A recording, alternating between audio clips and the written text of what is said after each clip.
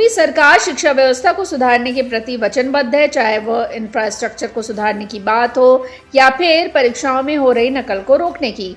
सरकार हर स्तर पर प्रयास कर रही है। इसी कड़ी में सरकार ने एक और फैसला लिया है, जिससे परीक्षाओं में हो रही नकल पर पूरी तरह से रोक लग सकती है।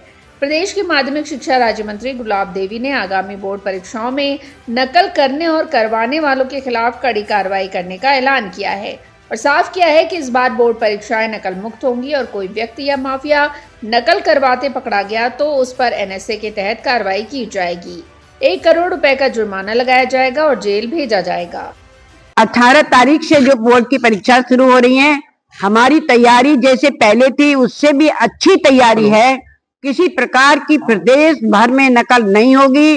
अगर किसी ने हिम्मत की, जरा सी भी नकल करवाने के बारे में सोचा भी और वो पकड़ा गया तो उस पर एनएसए लगेगी और 1 करोड़ का जुर्माना होगा और जेल जाएगा। मंत्री गुलाब देवी ने अपने बयानों से सरकार की मंशा को साफ किया है कि सरकार शिक्षा के साथ खिलवाड़ करने वालों को किसी भी कीमत पर नहीं छोड़ेगी और शिक्षा व्यवस्था को साफ सुथरी बनाएगी। आगामी 18 फरवरी से हाई स्कूल और इंटरमीडिएट बोर्ड परीक्षाएं शुरू होने वाली है। मंत्री ने अभिभावकों, शिक्षकों और छात्रों से अपील की है कि वे नकल मुक्त परीक्षा के लिए सहयोग करें और पुलिस और प्रशासन को निर्देश दिए गए हैं कि परीक्षा केंद्रों पर सतर्कता बढ़ाई जाए और किसी भी अनुचित गतिविधि पर तुरंत कार्रवाई करें। ये कार्रवाई उत्तर प्रदेश में नकल मुक्त परीक्षाओं के प्रति सरकार की जीरो टॉलरेंस नीति के तहत की जा रही है, जो पिछले कुछ वर्षों में काफी हद तक सफल रही है। सरकार ने नकल माफियाओं के लिए पैगाम दे दिया है कि हमारे युवाओं के भविष्य के साथ खिलवाड़ नहीं होगा और कोशिश करने वालों के ऊपर भी कड़ी कार्रवाई की जाएगी। सरकार का लक्ष्य है कि छात्र छात्राएं निष्पक्ष माहौल में परीक्षा दें और उनका भविष्य सुरक्षित रहे। तस्वीरें बरेली के भोजीपुरा थाना क्षेत्र के पिपरिया गांव की है, जहां शनिवार को प्रशासन ने ग्राम समाज की जमीन पर बनी करीब 300 वर्ग गज में फैली अवैध मस्जिद पर बुलडोजर की कार्रवाई की। इस कार्रवाई में मस्जिद को जमींदोज कर दिया गया। ये कार्रवाई किसी विशेष वर्ग के खिलाफ नहीं है, बल्कि अवैध निर्माण के खिलाफ इलाहाबाद हाईकोर्ट के आदेश के अनुपालन में की गई है। ये मस्जिद लंबे समय से विवाद का विषय बनी हुई थी। मामले की सुनवाई के दौरान हाईकोर्ट ने निर्माण को अवैध मानते हुए इसे हटाने का आदेश दिया था। इस अवैध ढांचे को ध्वस्त कर सरकारी जमीन को कब्जा मुक्त करा लिया गया है और अब पूरे मामले पर भी नजर डालते हैं। ये मस्जिद राजस्व अभिलेखों में श्रेणी 5 की सरकारी बंजर भूमि पर बनी हुई थी। इस भूमि को लेकर कानूनी विवाद साल 2008 से ही चल रहा था। तहसीलदार कोर्ट ने इस निर्माण को अवैध मानते हुए बेदखली के आदेश पारित किए थे। इसके बाद दूसरा पक्ष राहत के लिए सिविल कोर्ट गया, लेकिन वहां से उन्हें कोई राहत नहीं मिली और उनका मुकदमा खारिज कर दिया गया।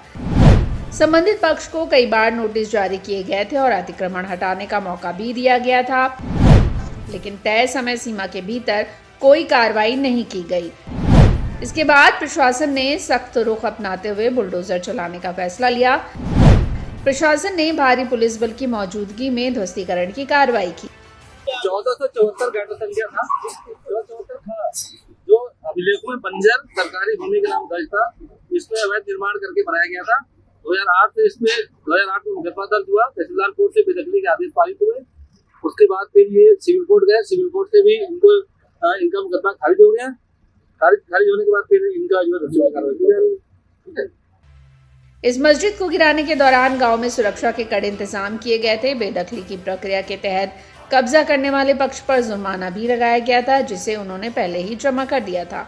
वहीं इस दौरान अधिकारियों ने साफ किया कि सरकारी जमीनों पर किसी भी प्रकार का अवैध कब्जा बर्दाश्त नहीं किया जाएगा। दिल झकझोर देने वाली ये तस्वीरें उत्तर प्रदेश के मथुरा से हैं, जहां यमुना एक्सप्रेसवे पर शनिवार सुबह एक भीषण और दर्दनाक हादसा हो गया। टक्कर इतनी जबरदस्त थी कि घटनास्थल पर चीख पुकार मच गई और मौके पर ही कई लोगों की मौत हो गई, जबकि अन्य यात्री गंभीर रूप से घायल हो गए। आखिर कैसे हुआ ये दर्दनाक हादसा, आइए उस पर भी एक नजर डाल लेते हैं। घटना शनिवार सुबह करीब 2:45 की बताई जा रही है। बता दें कि हादसा थाना सुरीर कोतवाली के माइलस्टोन 88 के पास हुआ। हादसा उस वक्त हुआ जब दिल्ली के नागलोई से कानपुर के रसूलाबाद जा रही एक प्राइवेट बस यमुना एक्सप्रेसवे से गुजर रही थी।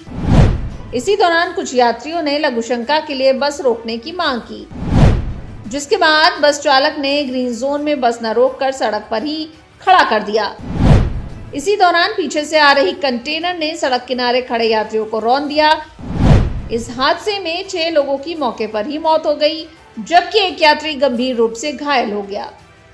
जो 6 व्यक्ति हैं उनमें से 5 की शिनाख्त हो गई है और उनके परिवार से भी संपर्क किया जा रहा है। शेष जो यात्री थे उन्हें सरकारी वाहनों से उनके गंतव्यों तक भेजा गया है और इसमें पुलिस की तरफ से मुकदमा पंजीकृत किया जा रहा है और कार्रवाई की जा रही है। पुलिस के मुताबिक प्रारंभिक जांच में तेज रफ्तार और गलत स्थान पर बस रोकना हादसे की बड़ी वजह मानी जा रही है। फिलहाल सभी शवों को पोस्टमार्टम के लिए भेज दिया गया है और मामले की जांच जारी है। यूपी में 2027 के विधानसभा चुनाव की तैयारियों को लेकर शनिवार को लखनऊ में बहुजन समाज पार्टी की प्रमुख मायावती ने अहम बैठक की। इस बैठक में संगठन को बढ़ाने, जनाधार को बचाने को लेकर मंथन किया गया, जिसमें बीएसपी के वरिष्ठ नेता सतीश चंद्र मिश्रा, उमाशंकर सिंह और आकाश आनंद सहित प्रदेश के सभी जिला अध्यक्षों, सभी विधानसभा अध्यक्षों, सभी विधानसभा प्रभारियों, भाईचारा संयोजक और सभी मुख्य कोऑर्डिनेटर मौजूद रहे। मायावती ने विरोधियों पर निशाना साधा। उन्होंने कहा कि प्रदेश में बसपा को कमजोर करने के लिए षड्यंत्र रचे जा रहे हैं।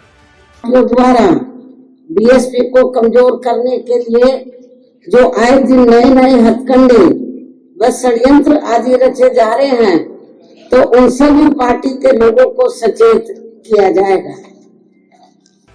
बसपा प्रमुख ने कहा कि देश में किसान, मजदूर, मुस्लिमों की स्थिति और उनके हालात सुधारने पर काम नहीं हो रहा है। दलितों, आदिवासियों, पिछड़े वर्गों, मुस्लिम एवं अन्य धार्मिक अल्पसंख्यक समाज के लोगों के साथ साथ किसानों, मजदूरों, कर्मचारियों, व्यापारियों व अन्य मेहनतकश लोगों की भी केंद्र व राज्यों में पूर्व की रही सरकारों की तरह वर्तमान सरकारों में भी जो इनकी खराब व दयनीय स्थिति बनी हुई है, तो उनकी तरफ भी पार्टी के लोगों का ध्यान आकर्षित किया जाए। प्रदेश कार्यालय पर हुई इस बैठक के दौरान बसपा प्रमुख मायावती ने पार्टी मूवमेंट के हित में जरूरी दिशा निर्देश दिए। उन्होंने पार्टी की सालाना गतिविधियों को चलाने और SIR को लेकर भी बैठक में चर्चा की।